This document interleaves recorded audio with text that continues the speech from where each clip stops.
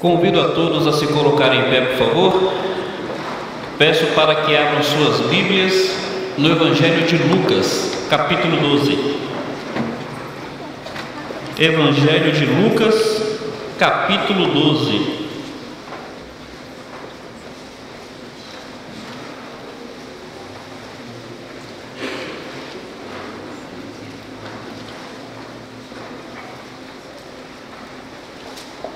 Evangelho de Lucas, capítulo 12.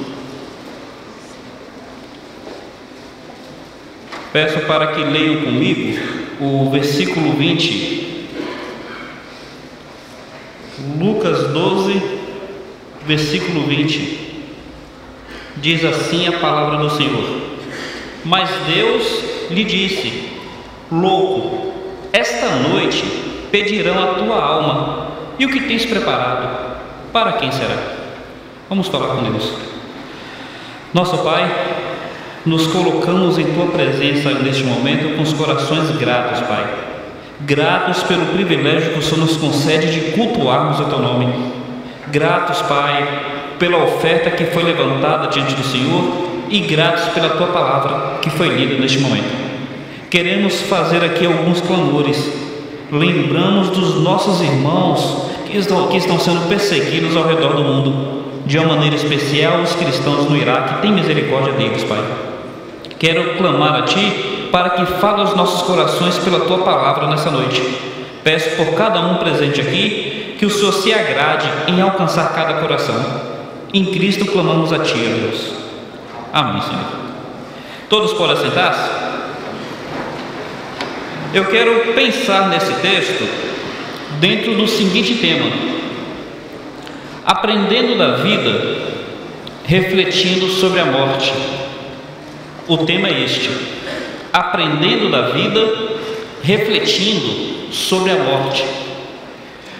Jesus aqui ele está contando uma parábola. A parábola é conhecida. Ele fala sobre um homem que era rico, e este homem pensou consigo: eu tenho mais dinheiro do que local para guardar o dinheiro. Então ele construiu depósitos, encheu esses depósitos de mais tesouros ainda, e ele diz: agora minha alma tem tesouro para muitos dias. E ele fala: minha alma agora vai descansar, vai gozar a vida, vai ter uma vida tranquila. Então Deus lhe disse: louco, esta noite pedirão a tua alma, o que tens preparado, para quem será? Deus deixa diante dele uma pergunta. E Deus, com essa pergunta, quer nos levar a refletir sobre este assunto tão importante. O que me motivou a trazer esse pensamento nessa noite? A semana que se passou, nós tivemos duas notícias que falaram sobre duas perdas, grandes perdas e tristes perdas. A primeira foi daquele ator Robin Williams.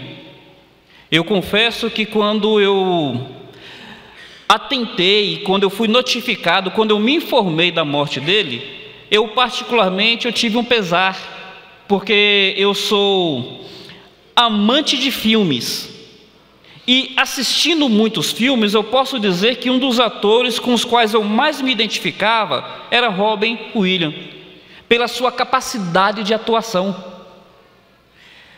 Decorrer da semana, nós também presenciamos uma outra perda, grande e triste.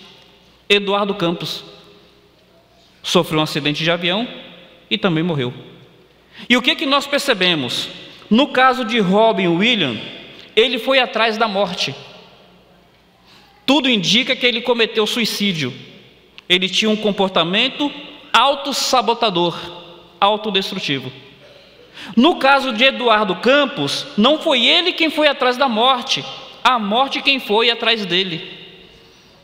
E nós podemos dizer o seguinte, diante desses dois fatos: a glória deste mundo é enganosa. Eu, quando olhava para Robin Williams, não sei, talvez porque eu associava os seus personagens à sua pessoa. Talvez porque eu associasse os seus personagens à sua pessoa, eu imaginava que Robin Williams era um homem feliz. Os personagens que ele apresentava eram sempre de pessoas carismáticas. E talvez por isso eu associasse os personagens a ele e o via como um homem feliz. Também por ser uma pessoa famosa, chegou a ganhar um Oscar de ator coadjuvante. Eu imaginava Robin Williams um homem feliz. Só que a sua morte trouxe consigo um pouco do histórico da sua vida.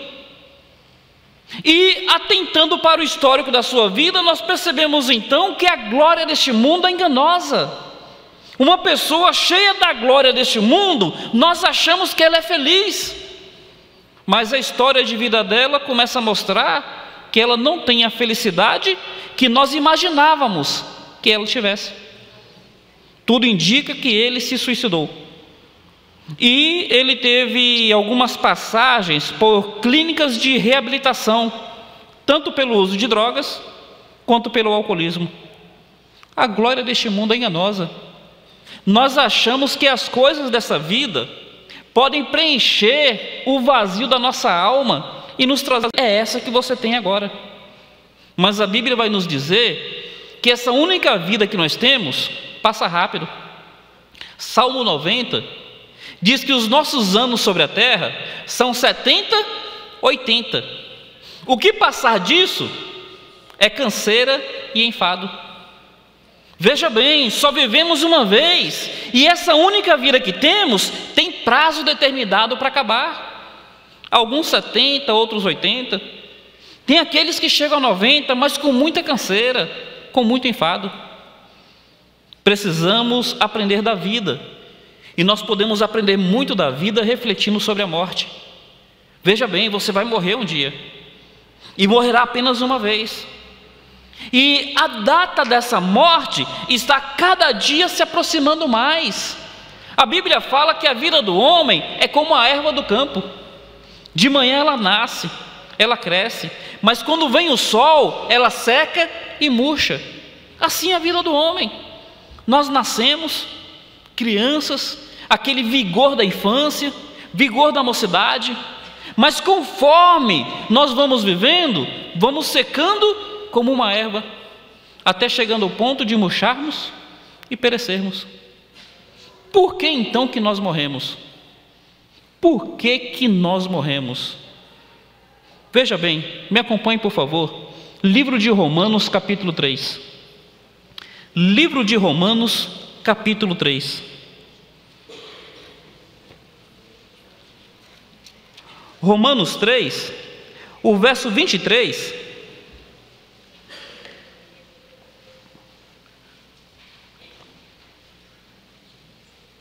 Romanos 3, verso 23, diz assim: porque todos pecaram, estão destituídos da glória de Deus.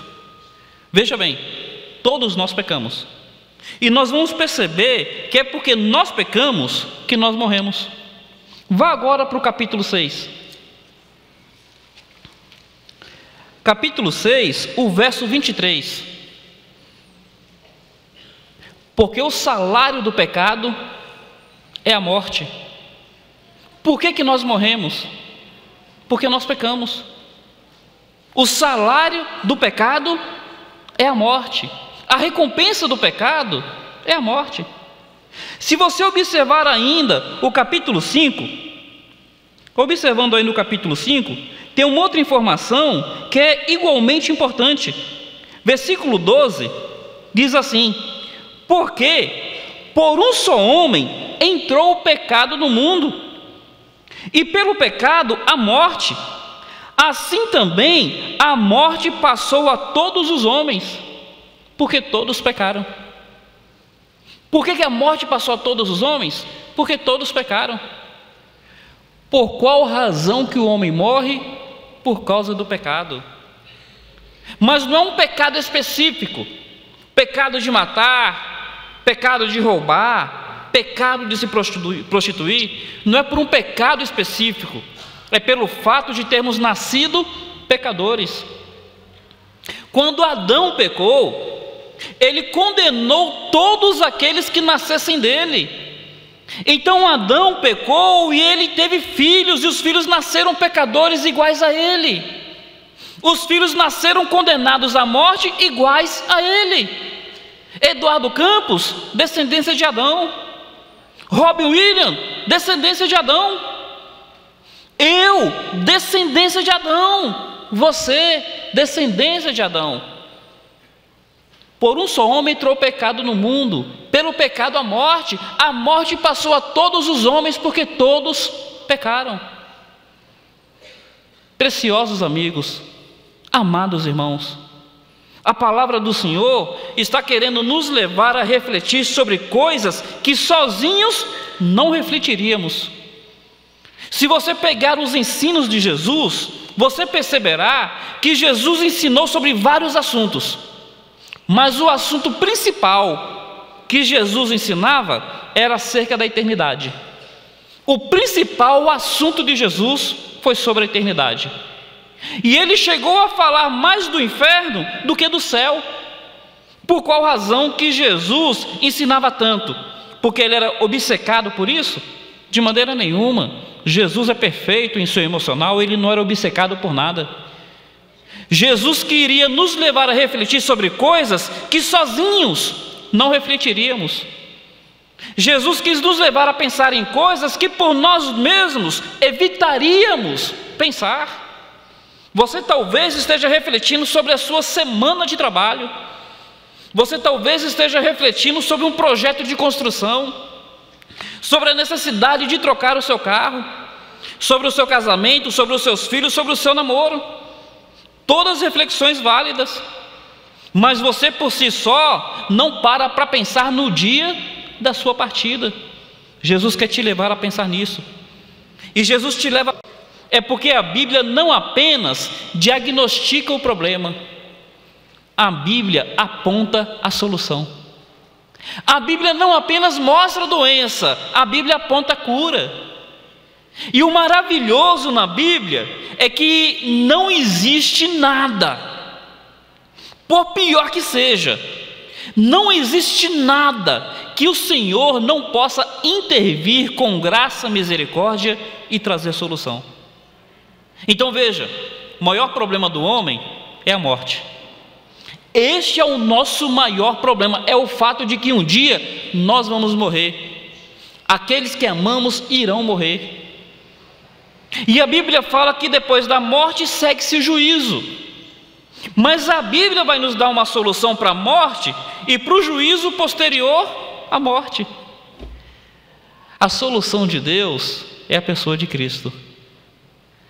A solução de Deus é o fato de Cristo ter vivido uma vida igual à minha. A Bíblia fala que ele era um homem de dores, que sabia o que era padecer. E o fato é que Jesus Cristo não apenas viveu uma vida igual à minha, ele sofreu a morte que um dia eu irei sofrer. A Bíblia fala que Jesus Cristo ele veio especificamente para dar a sua vida. Ele falou: o Filho do Homem não veio para ser servido, ele veio para servir e para dar a sua vida em resgate de muitos. A solução de Deus para o nosso problema está em Cristo, na vida de Cristo, na morte de Cristo. Jesus disse assim: eu sou o bom pastor dá a sua vida pelas ovelhas. O que o bom pastor faz? Dá a sua vida. A morte de Cristo é providência de Deus para a solução do pecado do homem. E Jesus fala que tinha poder para dar, tinha poder para tornar a tomá-la. Aqueles que conhecem a crucificação sabem que quando Jesus Cristo estava na cruz, ele disse: Pai, nas tuas mãos entrego o meu espírito. E tendo dito isso, expirou. Isso é uma prova da divindade de Jesus. Isso é uma prova de que a morte dele não foi acidental. Eu posso dizer: Deus, agora eu entrego o meu espírito. Eu posso dizer, mas não posso entregar. Jesus foi o único que tinha autoridade sobre a própria vida e sobre a própria morte. E ele disse que tinha poder para dar e tinha poder para tornar a tomá-la. A vida de Cristo, a morte de Cristo e a ressurreição de Cristo. A ressurreição de Cristo é que corrobora, é que autentifica, é que mostra que verdadeiramente Ele é a resposta de Deus para o problema do homem. A ressurreição de Cristo é que mostra que verdadeiramente Deus aceitou o sacrifício de Cristo. Jesus disse várias coisas acerca de si. Ele disse que era o pão da vida, Ele disse que era a água da vida, Ele disse que era a luz do mundo, Ele disse que era o bom pastor. Ele falou várias coisas acerca de si, mas a principal afirmação que Jesus faz de si, a mais contundente afirmação que Jesus faz de si, a mais significativa afirmação que Jesus faz de si, é quando Ele diz: eu sou a ressurreição e a vida. Quem crê em mim, ainda que morra, viverá. Amado amigo, precioso ouvinte, atente para o ensino da palavra de Deus. Jesus Cristo, Ele está dizendo de si que Ele é a ressurreição, que Ele é a vida, que quem crê nele, ainda que morra, viverá. Ulisses Guimarães disse que era frustrado acerca da morte. Não precisava ser, ele podia ter vitória sobre a morte por meio de Cristo. Robin Williams, infelizmente, fico consternado, sinto pesar pela morte dele, mas ele não precisava ter esse pesar, ele poderia ter vitória acerca disso por meio de Cristo. Eduardo Campos, não sei a história de vida dele, não sei se ele professava fé ou não, mas o fato é o seguinte: se ele professou a fé em Jesus Cristo, ele não precisa ver a morte como uma derrota. Para considerar isso. Deus tem solução para o grande problema do homem. Jesus pergunta: se hoje pedirem a tua alma o que tens preparado, para quem será? Por meio de Cristo você pode ter essa certeza. Por meio de Cristo você pode ter esperança e certeza de vida eterna. Jesus Cristo é nossa vitória sobre a morte. E isso é tão importante nós sabermos, que a Bíblia fala que a base do cristianismo, a base, a coluna, o que sustenta o cristianismo é a certeza da ressurreição. A base do cristianismo não é a igreja. A base do cristianismo não são os dogmas. A base do cristianismo não são os ritos. A base do cristianismo é a certeza da ressurreição. A Bíblia fala que se Cristo não ressuscitou, é vã a pregação e é vã a fé. Olha o que a Bíblia está dizendo: se Cristo não ressuscitou, o cristianismo é falso. A Bíblia nos leva a perceber que tudo se concentra no fato da ressurreição de Cristo. E a Bíblia chega a dizer o seguinte: se esperamos em Cristo apenas acerca dessa vida, somos os mais infelizes de todos os homens.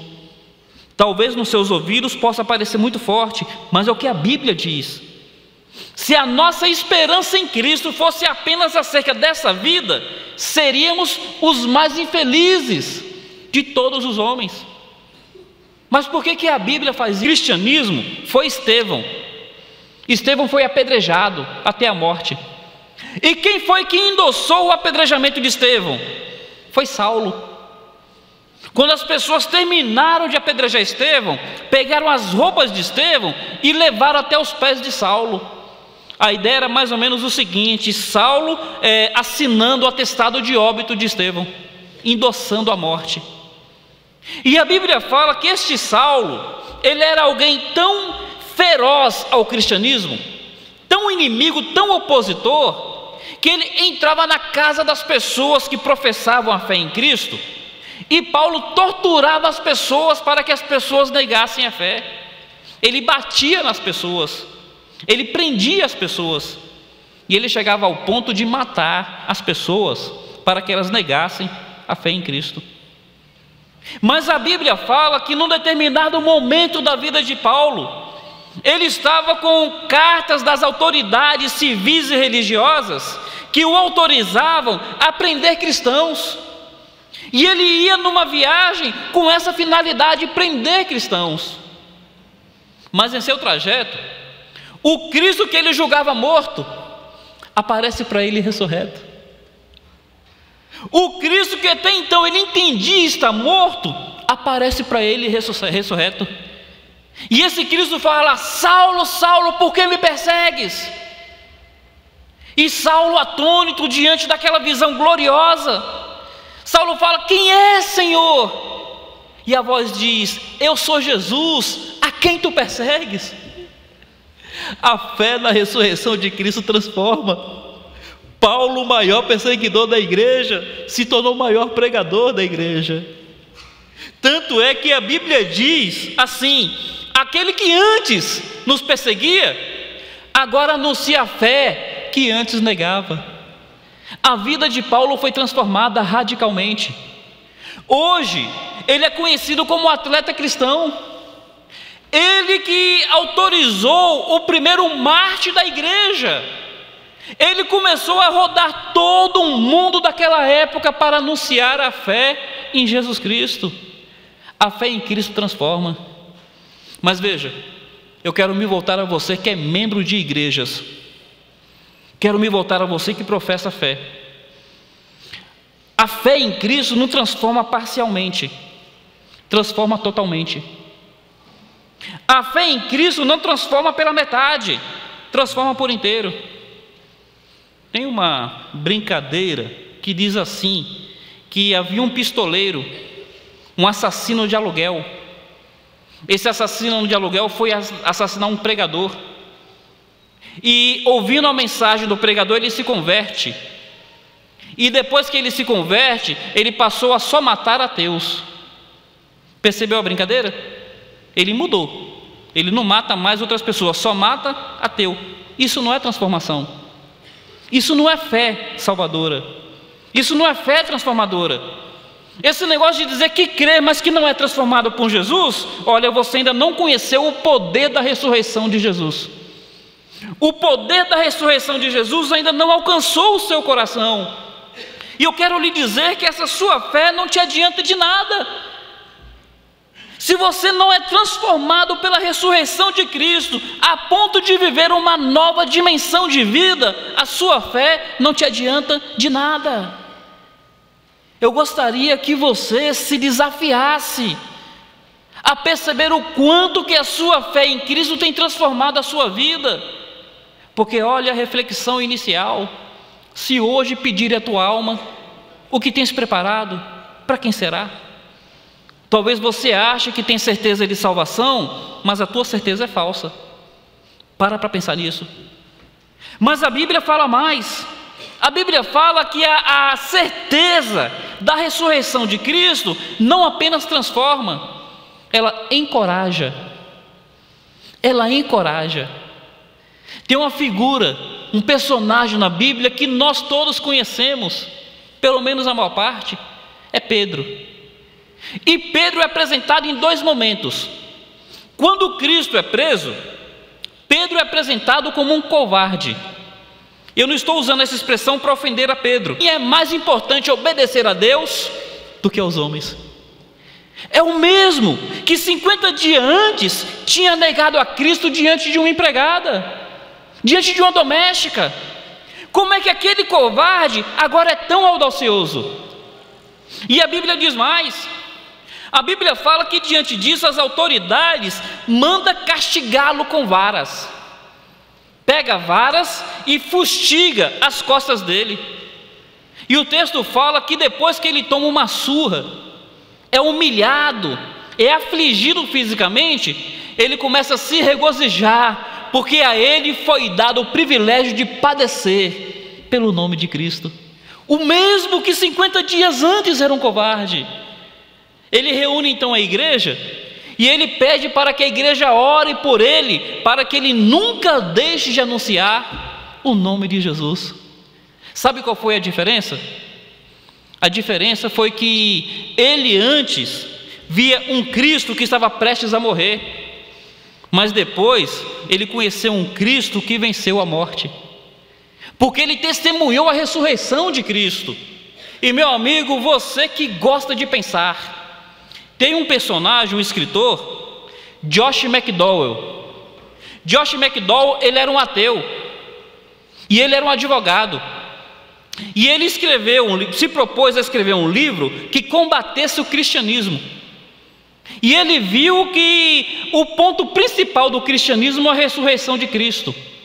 Então ele quis escrever um livro para negar a ressurreição. E conforme ele foi estudando, ele foi percebendo os argumentos que nós temos para a ressurreição, e esse homem se converteu. E ele escreveu um livro chamado Evidências que Exigem um Veredito. Ele começou a pregar a ressurreição de Cristo. E um dos argumentos dele é esse de Pedro. Ele fala: olha, para Pedro ter mudado tanto assim, é porque realmente aconteceu alguma coisa que impactou a vida de Pedro. O que impactou a vida de Pedro? A ressurreição de Cristo.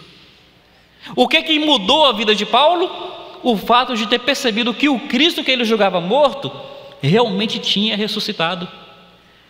A ressurreição de Cristo é que te dá esperança acerca da eternidade, te dá certeza de vida eterna. Nero, um dos mais cruéis imperadores romanos, a crueldade de Nero é tamanha que hoje nós temos um procedimento na medicina chamado parto cesárea. E de onde vem o nome parto cesárea? É que Nero havia engravidado a própria mãe, e Nero havia forçado o aborto.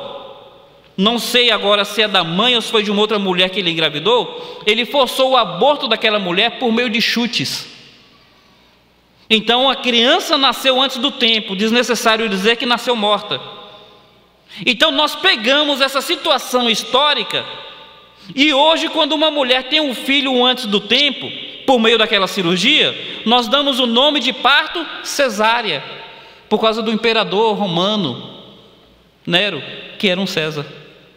Esse homem era cruel, e em sua crueldade ele se propôs, ele se comprometeu em destruir o cristianismo, e ele moveu uma grande perseguição, e ele fez com que os cristãos fossem mortos das mais diversas maneiras. Os cristãos eram jogados às arenas para que os gladiadores os matassem, para o delírio dos torcedores. Os cristãos eram jogados aos leões.